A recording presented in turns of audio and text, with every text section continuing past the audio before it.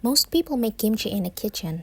I make mine on the floor of a 96 square feet room because that's literally all the space I have.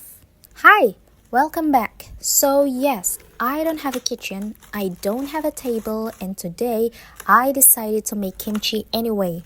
This isn't my first time making kimchi, I just really love it.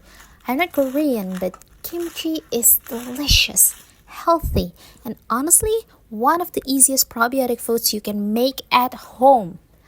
I also don't own a big mixing bowl, so this pot is my multitasking hero. It rinses, washes, mixes, and probably deserves a raise at this point. And here, I'm chopping the carrot with my bare hands. Everything was fine until I accidentally nicked my finger. So, if you suddenly see me wearing a plastic glove, that's it. Yeah, that's why. Tiny room cooking keeps me humble.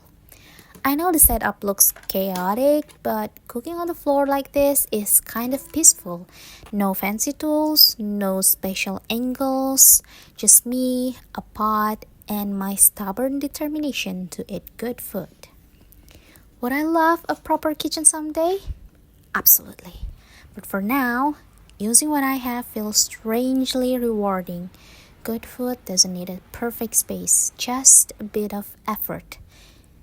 And that's it, my tiny room kimchi, made on the floor in a pot with a little chaos, but a lot of love. So, if you're also cooking in a small space, trust me, you can still make something amazing for yourself. Thanks for watching.